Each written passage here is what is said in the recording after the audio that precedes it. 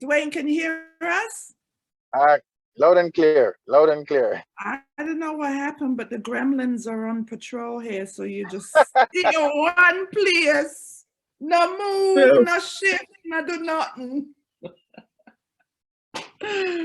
Oh my gosh. Okay, Duane. So I do remember what I asked you, so I'm going to ask you again. Okay, Yeah. we're going to kick it off. We are recording now. So you are a relatively young man, however, you have made such a big impact in the music industry, right? So we just want to follow or try to pick up where you started on your musical journey. Was it church? Was it an influence? Like, how did Duane Stephenson become who he is today? Church, I had a little bit of bearing on it, of course, because we're all when you're kids, you're just automatically in the choir. That's how Jamaica Yes. already in the choir. So definitely Yes. there. And at primary school, I did a little bit of singing, but I think the most of my impact came from being at home. My uncle was involved in a band. He was the lead singer of the Rhythm Kings band, actually, which was the official backing band for Gregory Isaac touring band. Oh, that's right, the Rhythm Kings, right? Yeah, so Michael Rutherford is his name. So I used to be out, to the rehearsals, because I'm always tagging along with him. So I used to go to those rehearsals. And aside from that, one of my uncles, another uncle, actually, had a sound system. And across the road from me was actually a dance hall. So a lot of the songs that I would know as a boy, a lot of my peers wouldn't know, because the only way we would know those songs are unless you live next to a dance hall. Right. A lot of those music then couldn't be played on the radio. So I think that's where the seeds was planted, because for between primary and high school, I never did much in terms of music until I became a part of the Catholic Players, which was a theater performing arts group for young people. So, I started doing like show tunes and stuff like that. We used to learn a lot of those things. And of course, any piece that you're going to be a part of in the official show that's held once a year, we have a season, you had to audition for it. So it was set up like a serious Broadway kind of vibe, So that is where more serious music and attention start to be played, with the music. Okay, but what age was that though? By then I was 16 going on 17. Okay. Yeah. Mm-hmm. But most of the influence I would definitely have to say was just by being home, man. And when did you, of course you had a love for your music because you had family members involved. When did you start writing your own music? I first wrote a song that made sense when I was about 14. I was in 9th grade. Grade 9. A friend of mine, we had a little competition going trying to write songs. Back then I was writing more like rap songs because of course everybody wanted to be rap, big rapper. Yeah. Of course, but of course a lot of what I was writing was deserved to be wrapped up and thrown in a garbage bin. But I mean, I liked it, and then it became a way to just write stuff that were, in my mind, situation that I was living through and whatever. And that's when I started writing. And I think that's when I wrote most of the track, Get to Pain. Okay. That was never recorded until many years after, because it was just like in the back of my mind. I wrote it was in a book. The book was destroyed, but I carried the tune with me for many years. I had nothing to do with it. It was just there, right. Until it found purpose with Mr. Fraser. That would be Dean Fraser, correct? Yeah, it would be. I love that. Oh God, love him. I think I've seen him once performing. Amazing gentleman. As a musician firstly, a producer, an arranger, and definitely as a human being, you don't get much better. Yeah, you were lucky. Yeah, I am. A greatness like that. Because listen, at the time when we were putting together albums, I was doing extensive, a lot of background work with them. Singing on. There was one stage where we sang on almost all the records that were coming out of Jamaica. Background. Yeah. This is the whole album. Yeah, we used to be doing a lot of that. But beyond that, when we started working on albums, it was myself doing August Town, Taurus Riley was doing Parables, which was his second album. The first one was Challenges, and at the same time we were simultaneously working on the album Navigator for Luciano. So me and Taurus were doing some writing for that album, plus we were there trying to do our own project and doing all this. So it was a great time, and I mean, even the deals that we got with VP, it wasn't on our credit, man. We have to say that all of that was simply because of Dean Fraser's reputation. He was the one that vouched for us and said, listen, these guys, them young, them have some energy, it's a good vibe, it's very root, I'll put my reputation on the line for them, and you have to be grateful. Oh man. Oh man, wow. B, what you want to ask? What you going to say? Because I love him already. Come on. I'll hug the mic. Elliot! Shh. Not Duane, I have to say, Duane has to be one of the most prolific writers I have ever heard of in my entire life. You know what I mean? We come from an industry where there's so many sound alikes. Way back in the 70s and the 80s, was a time when we had original singers, original DJs, and so forth, right? So we journeyed to where you came into the industry and you started to make a name for yourself, and you sounded original. And then we come to find out you wrote so many prolific songs and you wrote for so many great people. Before I get into all that, I want to take you back again. I want to know your state of mind when you were growing up because you grew up in Augustown, right? Yeah. Mm-hmm. What was Augustown like? What was your frame of mind? Where was you? I mean, mentally, physically, in that area, and lead us up to where music became a part of. I mean, I think that when I was younger, Augustown was the typical. We grew up more in a rural setting environment more than anything else, because of course, school was not an option, clearly. Mm-hmm. And Saturdays or Sundays, choose one of the days where you have to go to church. When you say school was not an option, what do you mean? It means it was either school or death. Listen. Back then in Augustown, Right. there was school was it as a child. There wasn't a day, even if you have a sick day off, when you're sick in Augustown, then you better be sick, because if your parents go to work and you're sick and somebody see you on the road, you're in serious trouble. You'll get into trouble. You understand? Because you're sick. Sick people stay home. They don't go out playing football. So it didn't even make sense. So it was really grown up. Back then, I think it was still at the stage where the community was responsible for all the children, because that's what we know. I don't think things started changing in Augustown until we got to around 14, 15. That's when the invents of gangs started really affecting us as youth.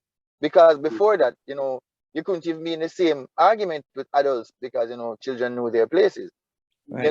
And I think those are the days when we started seeing that until it culminated with, a major shootout on the football field in Augustown, and everything kind of changed from that. I think that was a turning point in the whole history and even the community spirit of Augustown. That was the turning point. When the guns came out, like it wasn't in the night, it was broad day then. And then all the battle lines were drawn first on political lines, and then they eventually changed from political lines to which Dan Gov, Farrington, Al Capone, and that kind of a vibe.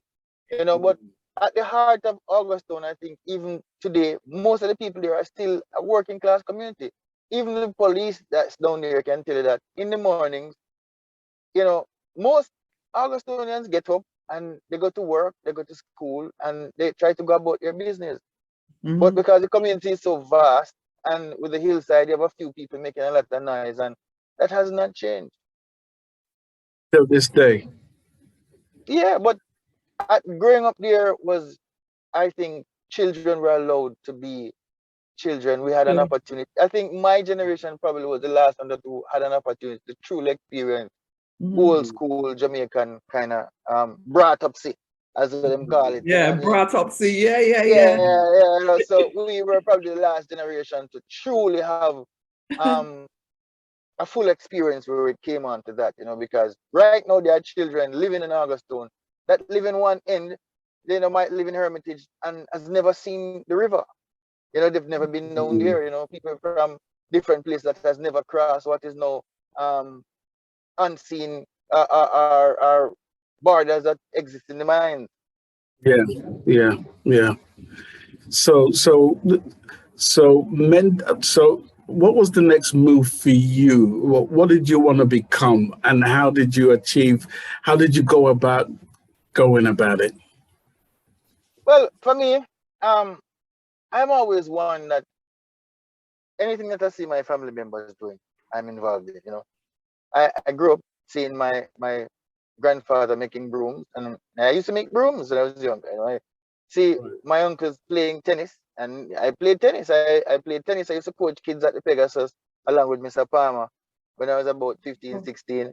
You know, while I was going in Little People, and then of course I saw my uncle singing in a band. I wanted to sing in a band. You know, Right. but the same uncle that actually sang in a band, his thing was he was at the time training to be an instructor in refrigeration and air conditioning. And I picked up the trade. So by the time I was 15, I had a trade, you know, and I was going to school with the intention of becoming a refrigeration and air conditioning engineer. Now that was kind of eroded once I got into Little People and Teen Players Club, and then started to really get serious about the arts and music, and then, you know, started to open up a whole, you know, different world to me. And I wanted that world. Yeah. So I think for me, the journey actually really started for me with Catalina players. Because once I was in there, that's when, as much as that was more theater oriented, but you know, I fell in love with the music so much that I stuck around there long to learn more all that I could about the music, because my intentions by then was to be, you know, like Peter Touch. I wanted to be a revolutionary singer with the backgrounds and, you know, you're being serious and yeah, you know. And you know, that was my stance, and that's what I wanted from music. And I think that just became the direction. Wow. Well, that is notable. I mean, just hearing your story, you know, a lot of us who live in different parts of the world cannot fathom, you know, maybe what you have to go through in Jamaica as an artist or just as an individual. Take away being an artist, just as an individual growing up. So sometimes we have to spell out these journeys to make everyone really understand in simple terms where you're coming from and the gravity of the lyrics that you do sing and maybe do write as well, because you've written some great songs. Like I think you mentioned one already, "Growing Pains" or something like that. Yeah. Yeah, which is a powerful song in itself. Sing a few bars of that particular song and tell me what that song means to you. From day to day we live, searching for our identity, while the rich man says that we're a menace to society. But they don't know what it's like, what it's really like, what it's really like to face real ghetto pain, to face real ghetto pressure, to face real ghetto pain, real ghetto pressure, yeah. Yeah, that song. I mean, I wrote that, as I said, when I was 14 years old.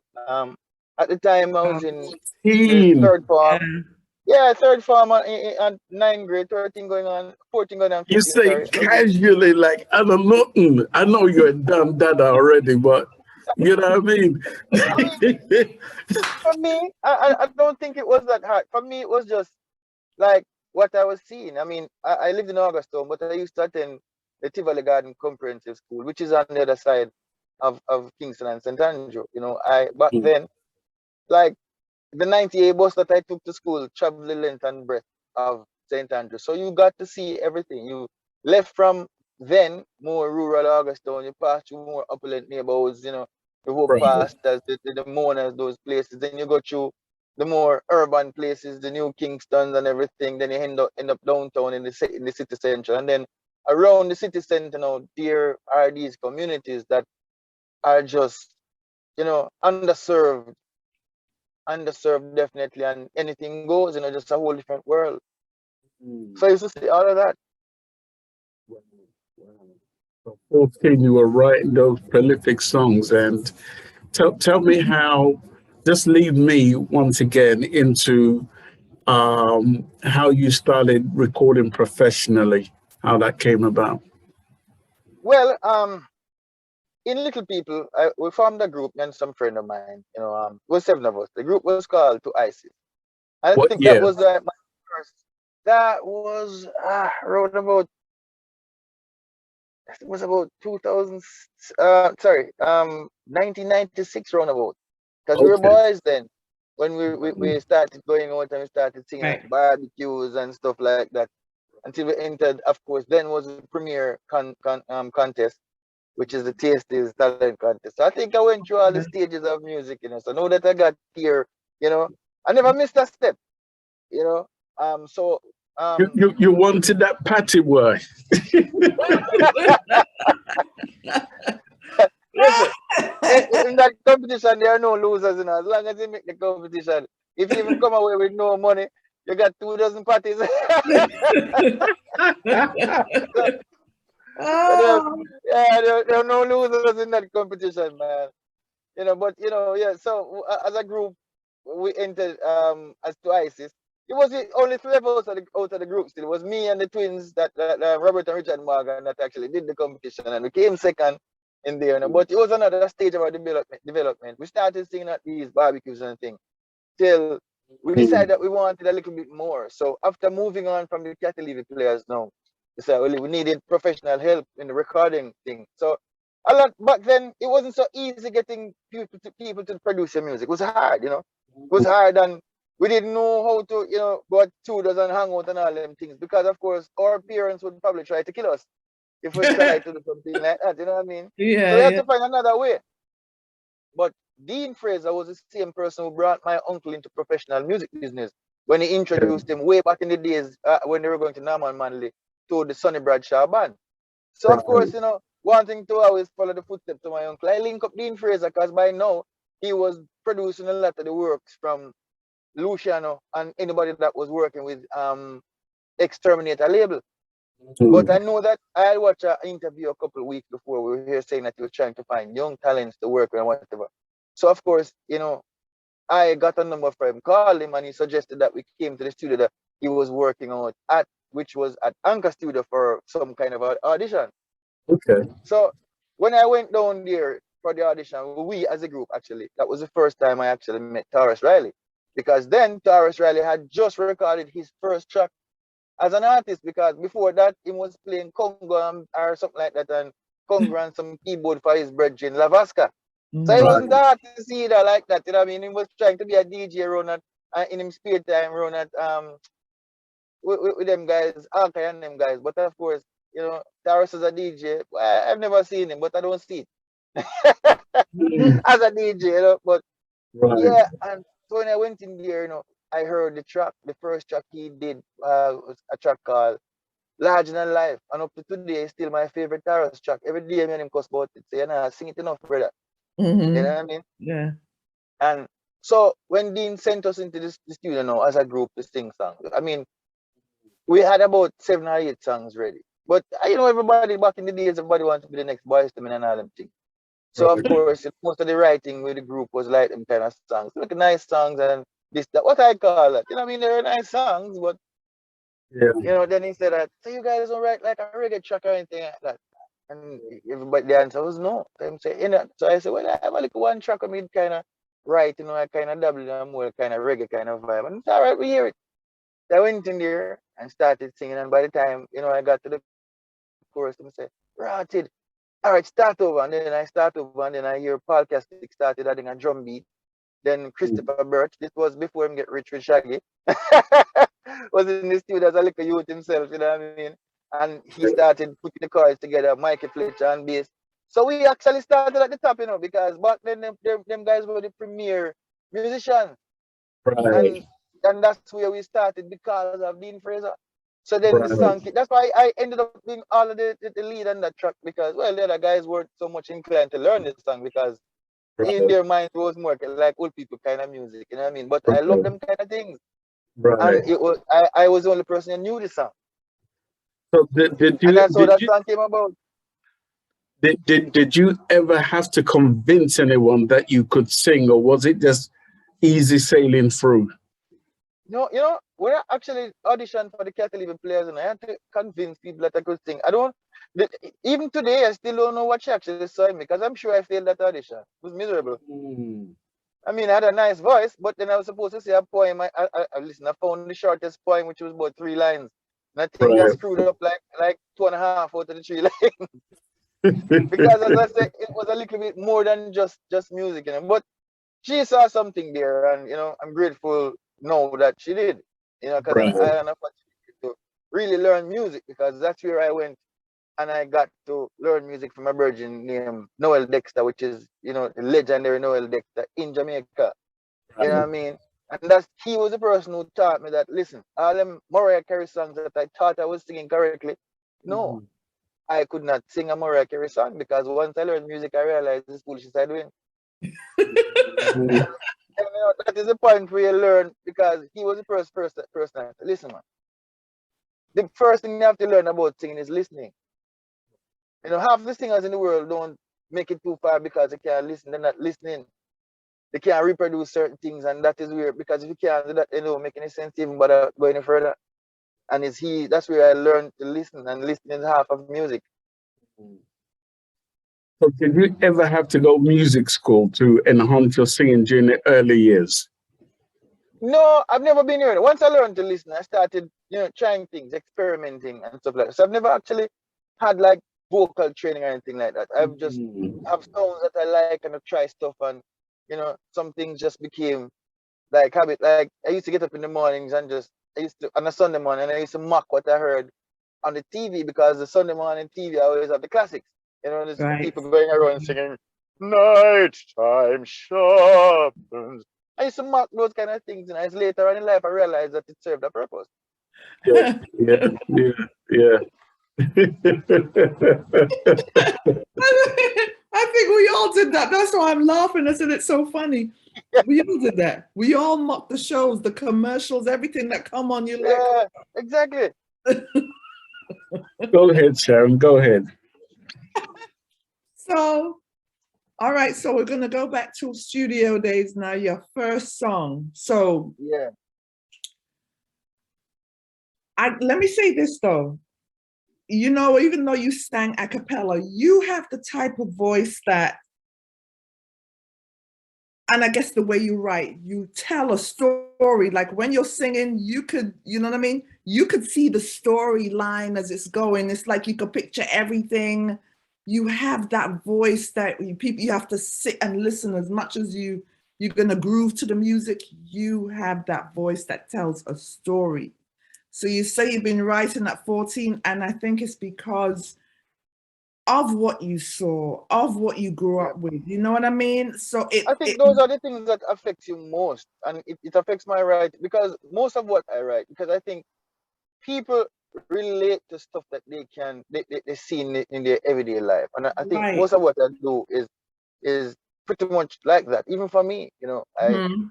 I don't you've never really heard me sing about my glitz and glamour, because I don't know anything about glitz and glamour. You Right. understand? So if I ever try to write a song, it's like I telling, plus the fact that I might overstate a few things. Like, Yeah. Right. So August Town was August Town your first hit? um, actually, Get Up Pain was my first known song, but August Sound is definitely my first hit.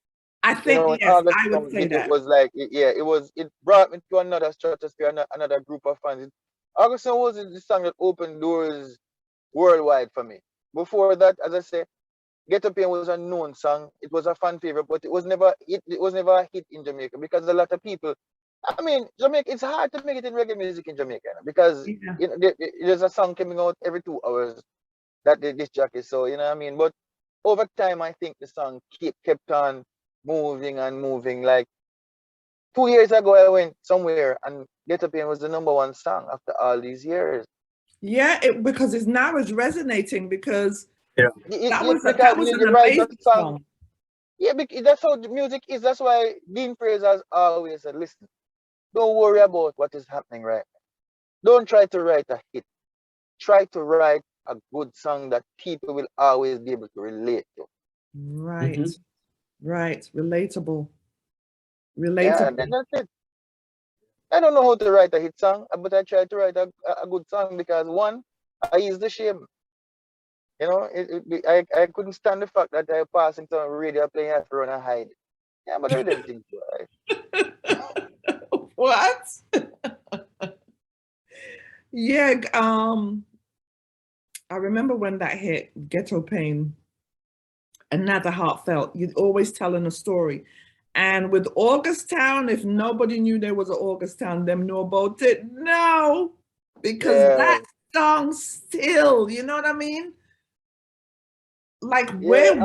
where were you mentally when you wrote that song? It just, did you You know, I was just August Stone is probably one of the songs that I wrote the quickest, and people wouldn't even understand. right. August Stone was such a real song. What happened is I was finishing up the album. By now, you know, doing albums. By now, I was on the road with Taros because we used to sing background with Taros because when he went out, of course, he couldn't afford anybody to sing background for it. So it was myself and him and Sharita Lewis. Because Sharita Lewis had just started singing backgrounds with Dean. And we used Okay. to go with background for Taros because we can't afford to do no better. We have to do what we have to do. Right, So I was back right. and forth, but the album was almost done. And then I was driving through Augustown and saw a virgin of mine on Jungle 12 corner. I know I haven't been there for many years because I didn't like the beginning of what was to be. It's like I start things that other people were taking for granted, but I didn't take things like that for granted. I was on the corner one day and a grown man walked past us going about his business, and one of the guys, older guys first, came up and accosting a group of about 14 little boys that were there and telling about, oh, we're gonna check out the man. I saw a stranger can walk up near community and Yeah, like before yeah. that, we just a community time when you're not supposed to ask big man question about them business, and them man suggest that we should have stopped them and ask the man things. So I never liked that. So I left and Right. I never went back there for many years. Mm-hmm. So by now, of course, I had friends, them guys were involved in all sorts of things. The man wasn't no angel, but I'm a virgin, you know what I mean? Of course. And so we stopped and we had a conversation, and I left. And I think I went on another thing with Taurus. And when I came back, I hear my virgin them talking. Boy, I can't believe and something about it. I said, wait, what happened? I'm saying, you know what, here, him dead. Them kill him like 2 days before. Wow. Listen, and that was like the first person that died that was among us. People that we every day would link up, we eat at one in the yard, right through the holidays with their brethren, and that was so that is how August Stone came about. We went in the studio. Dean was actually doing the track to send off to New Zealand. And it's hijack, we hijack the track. Because once we down there, I said, what Dean? This at the time I didn't even recognize what track I didn't recognize what track it actually was until the song was done. And I said, what Wow. this track kind of sound familiar? I said, then he turned to me You and wanna laughed and I said, move, you have to move. You can't wait. yeah, Yeah, yeah, yeah, man. This is when I finished writing and singing the track and everything. And I was just thinking about all the things that we pretty much lived through. And this is a picture of us. So mm-hmm. if you came from Augustone, you saw reference to yourself in the song. Mm-hmm.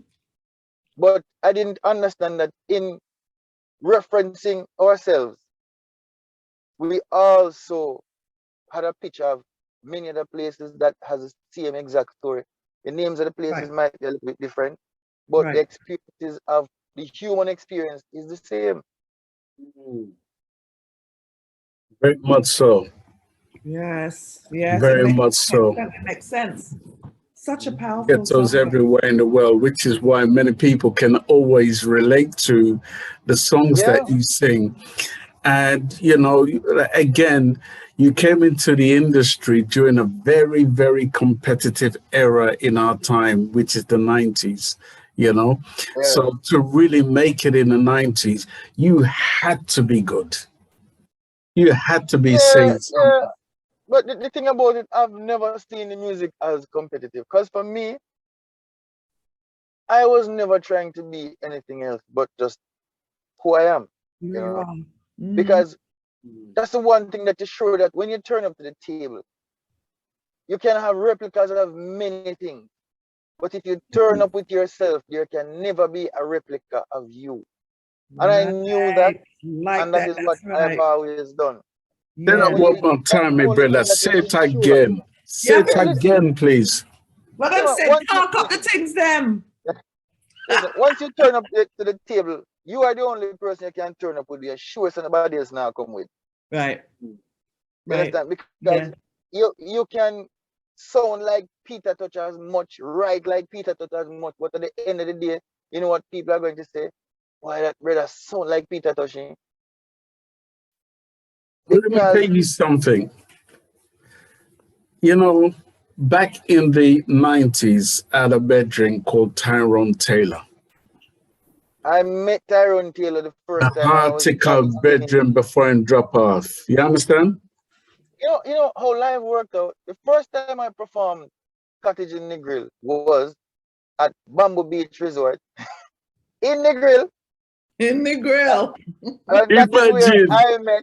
And that is where I met Tyrone Taylor. I met him there just as I came off the stage. Dean found it so fun and him called me and said, "Me have a bridge for your meeting," and I'm going, and I met Tyrone Taylor that time. That show was myself, Etana, and Taurus. That was our first major concert together, and it was in the grill at Bamboo Beach. And I met him. Months after that, I heard that he got sick until his untimely death. Yeah. But I was absolutely grateful, you know, to get his blessing and the track. And said, "Boy, you know, I like what you do with the music and whatever." You know, it was. Even now, it's still one of the moments that I will treasure. He is a legend in our, boy, I have to say he's a legend, but every time you sing, I actually hear Tyrone. Even though I see you as an original singer, you take me back to the early days when Tyrone used to sing. Yeah, man, that man left it out. Trust me, he's one of them singers that I think he left it out here, man. He left it all out here, and you know, we can emulate a lot of what those guys did with music. When they went on there, every show that they did was always the last show. And you have to treat it as such. And as long as you continue doing that, you know, you never know where you'll end up or where you turn up. You know what I mean? The music will always live on when you live for the music like that. Right. So learning from some of the greats in the industry, you know, that have maybe come and gone. What have you actually, you know, learned from some of the elders? Because you are one of the creme, I would say the creme de la creme within our industry, who is now carrying the torch. And I don't use that term lightly, you know. Now, what does that mean to you as being a torchbearer within our industry? For me, I mean, it's a mandate to continue doing what I do, which is try to make music of the highest level. To be, you know, the music must stand for something more than just, you know, jamming on the corner or whatever. It must always mean a little bit more than that. You know, for me, music stands to create hope, you know, energy, educate, empower, and ultimately to entertain people. You know, and I've always looked at music like that. For me, it's not just because you can sing and create a vibe. You know, a lot of people creating the vibe, but that is their job. I don't think that is my job. For me, is a little bit more than that. You know what I mean? And as I say, for me, it's just a mandate to keep on producing music at the highest level. So the next person behind me can look and say, "Hey, well, you know, our roads might be full of glitz and glamour." Frozen? Frozen. It's frozen. He's back. Digital. Virgin still on this road and she like, yeah, going to follow this light. Digital. I shouldn't say Digicel over Digicel. here. I don't know if it's Digicel. Digicel. Oh my God, that's We funny. don't know if it's Digicel, but yo, Digicel, I mess you up, man. What the Digicel I say out there, them I is mess you up. Digicel yourself? I see, so Yeah, Digicel. Oh, you there? digital. Yeah, I'm here. Oh, That Digicel for behave themselves, man. yeah. And we get Oh more people man. get cross and miserable. Yeah, Yeah, man. So anyway, let me hand over to Sharon because I've got a million and one questions to ask Duane. But go ahead, Sharon. So, can you tell us, like, who? Give us a few names of those that you wrote songs for or co-written. Pandora's box. Jacure, Alba Barris Hammond, Morgan Heritage, Taurus Riley, Etana, Nesbeth, Egyptian, and a few people that are less known. What a thing. What? What? Jackie, which song is it did with Jackie? Which song? Many songs, but the most well-known one is True Reflections. True Reflection. Oh wow! You sang that song. You wrote I that. wrote it up. You wrote the song. Yeah. Oh, you wrote the song. Okay. You wrote it. Because Yes, I actually read where Jackie had done that song for a veteran who was inside the prison. You No, know? no, man, no. We went inside the prison to I'm record glad it, you but clarify that now because this is a learning period. part of something greater. I was approached to write the song by Superintendent Wright. He had an idea, an initiative to go inside the prisons to get talented people, poets, dub poets, and singers. But while we were there recording other artists, he came up with the idea that we need a torchbearer, someone that people would know. At the time, Cure just had a major hit, and we decided that we will approach him and ask him to lend his voice to the program to see if we can get some traction on it. A lot of that backfired because people didn't get the backstory because I mean after the video clippings came out, no one took time out to figure out what we were actually trying to do, and they didn't care. You know what I mean? So a lot of people assumed many things that we came out, he was out of prison. When Kiro loaned his voice to that song, Kiro could have been doing many other things. He could have been playing football in the yard at Domino's like everybody else, but he chose to, come and lend him voice to what we tried to make a worthy cause. But yeah, that's why that song came out. It actually went inside the prison to do the recording. Wow. Yeah. Well, I'm glad you clarified that because the story I heard was totally different. To you just Yeah, no, a lot of stories you heard, man. The one thing though that Cure has never taken credit for writing that song. Never. I've never heard him on an interview trying to say anything else than what is true. right. I again, and I just want to state my claim clear. I have read where while he was in prison that he had written or that song was done by somebody who was in prison and had gone through something similar. Yeah. Yeah. So No, I'm man, glad I wrote the song. I'm glad you clarified that, Thank you, man. Thank you. Because that is a powerful song. It Yeah, is.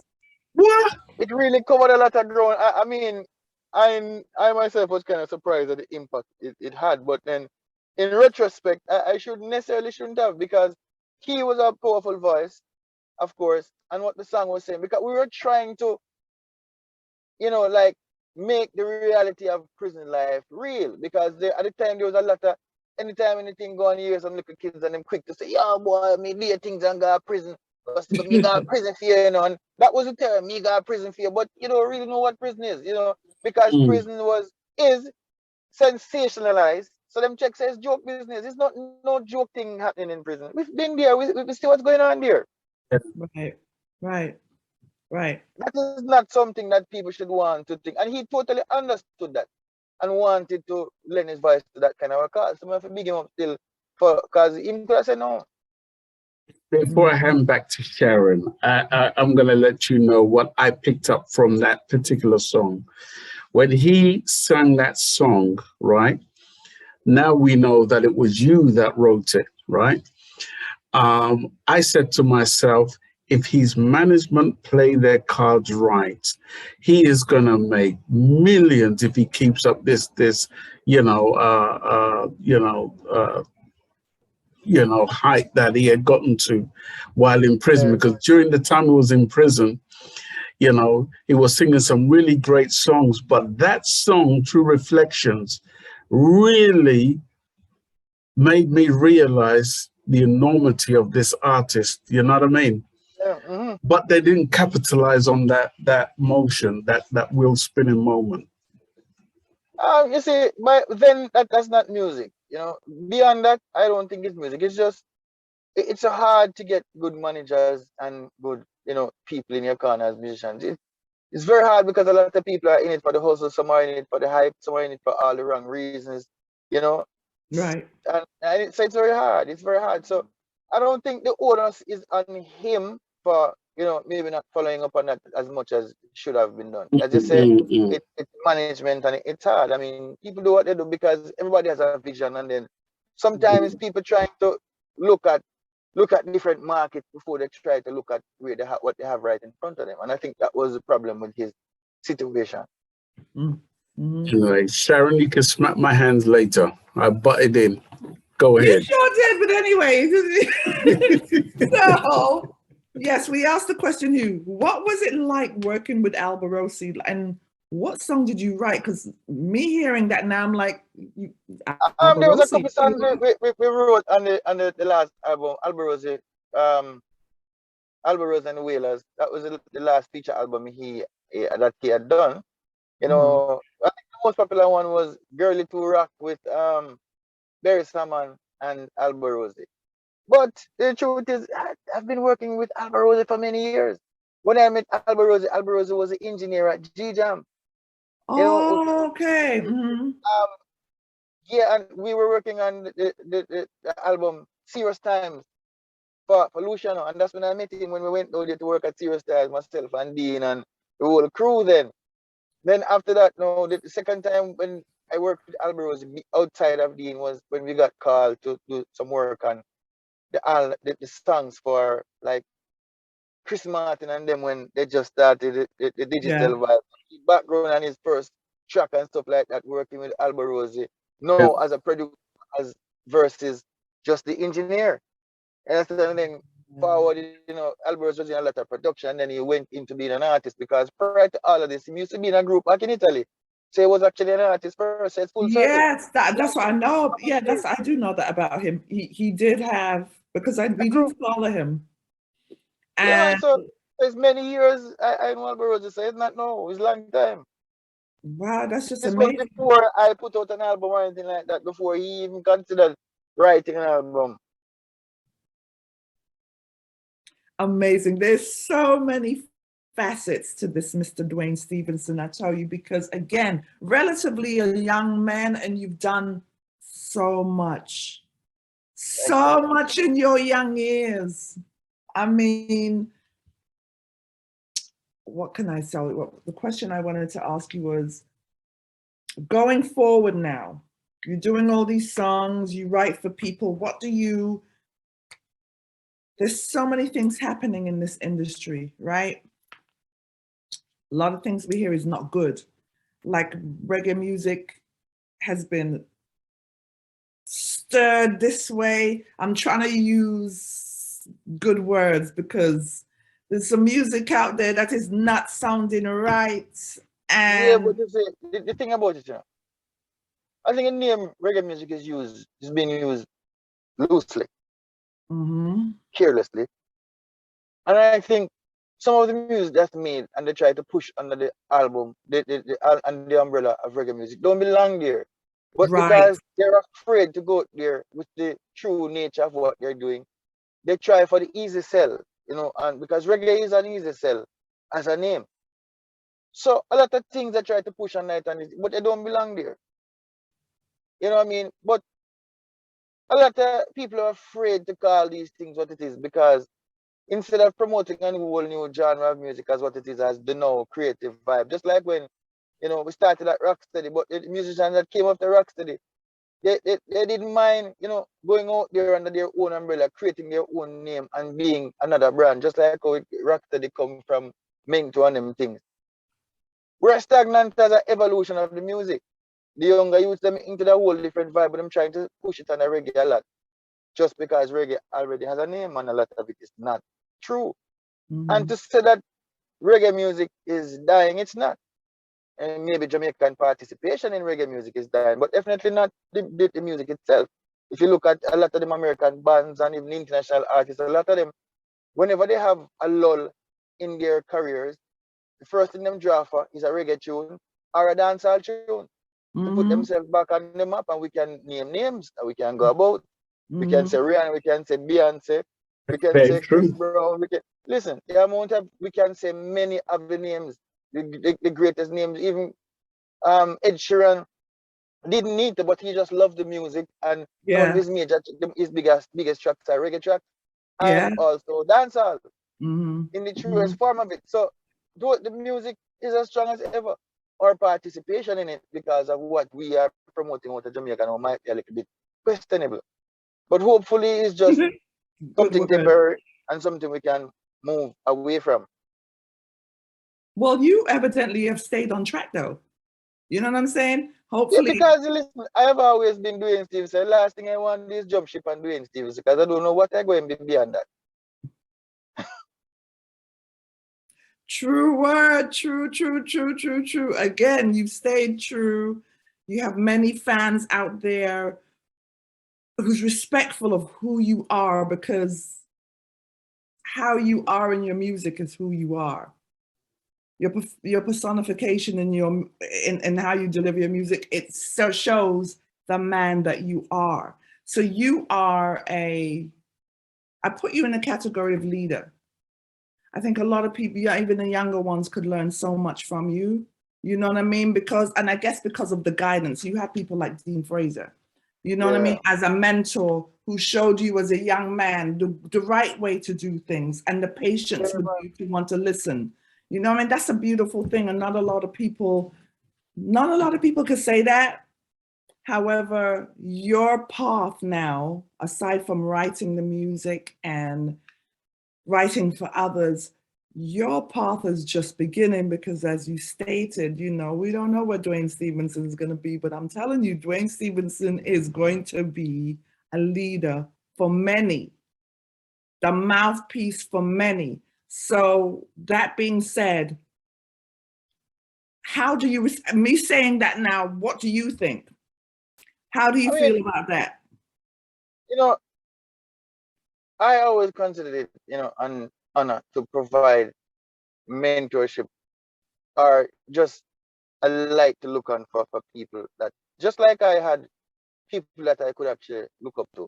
But then I would love for, you know, people to be able to say the same and look at me in the same light that I people ahead of me.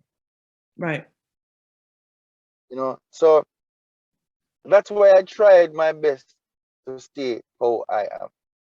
I remember learning this lesson years ago from my grandaunt. Now my grandaunt is, basically, you know what they say, my grandaunt spoiled. I think it's because I'm always around her, because I found being around older people fun. Yeah. You know, they're very interesting. I always have interesting stories. I like stories. So I'm always hanging with them. Plus, you know, they always give me free stuff as a child. So I'm good.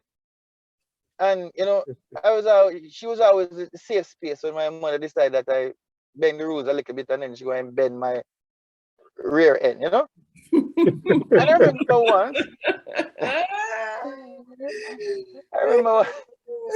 once, while going to school, a friend of mine, his name is Lincoln Charles, is Colonel Charles' nephew. Like, him was like, yeah, I didn't know how he ended up at New Providence Primary, but he was coming to New Providence Primary. And he had a video. Now, back in the days, where I come from, video is a myth, you know, a myth. So I have a video at him house. So, of course, me and all of my brethren plan up and bun school gone up to him yard while he was sick and we should be at school for the watch video. And of course, you know, parents find out everything because they have satellites and we didn't know. Then my grandaunt asked me the question, say, why you didn't go to school? And you gone up to Lincoln Yard, go and watch video. And I tell him that because my next virgin named Marky did it. And she says, is Marky tell it to go up there? And it sounded like it was working. So of course, you know, I stayed up in the heart. Yes. I said, yes. It's because Marky tell me. Marky tell you, is that boy Marky do it? Yes. It's Marky do it. Things kind of just suddenly went wrong. What she said? Say if Marky tell if it jump off a cliff, you'd have jumped too. That's the lesson, right? Yeah, and things went rapidly downhill from there, boy. Yes, learn that. Listen, man. The moral of the story is, listen, you have to take responsibility for what you do. Right. Like I said, that was the lesson. Yeah. We all got that lesson. That's a classic. I think all Jamaicans tell you that. That's a classic, boy. That's a classic old people saying, boy. Old people say, Miss. Yeah, man. Yeah. Yeah, man. I learned the hard way, boy. I tell you. And that's the way we've all learned, you know, over the years. I have to come back and you know, really give you your stripes, you know, while they're still alive, because you've written some really great songs. I come from an era from, you know, I'm a 60s baby anyway. And growing up over the years, I've heard great singers, great groups, great bands. I've seen the transition of reggae music from what it used to be to where it is today, you know? And I can definitely say you're an old soul in a young body, you know? Yes. It's like the ancestors. Every time you open your mouth to sing, it's like, I have to hear what you are coming with next. That is how interesting you've become to me as an individual. Now, once you're familiar with the root of our music and the root of the music, the foundation of it, you'll understand where, like, you know, Duane Stephenson is going. And this is what I'm saying. You know, during the time of Bob Marley's life, nobody in the 70s wanted to hear Bob Marley. As a matter of fact, we were fed up of hearing Bob Marley. Nobody wanted to hear Bob Marley, especially in the UK. Yeah. However, the time when Bob Marley started, you know, making a name for himself was not only when jamming came out, right, which was, I think, during the maybe late 70s, you know, well, but also when he passed away. And all the songs that we didn't want to hear no more are the songs that we're still enjoying today. And you strike me as that person. Even if nobody gives you your honor right now, within years to come and generations to come, your music is going to stand the test of time. Mark my words. Anybody remembers my name, 10-Star General? I said it. Now that may I said it. And that may I say, because I kept saying he's relatively a young man. And if you don't know your power now, trust me, you're going to know. You have it just there. It's just music that, you know, creates a mirror for people to see themselves in, man. Humble man. I know you're humble man. It's great to be humble. Soul. He's all old man in that little man. Just imagine he was writing these songs. A young man body. Yes. That's who you are. You're just so humble. God bless you. You're so humble, but you is a old man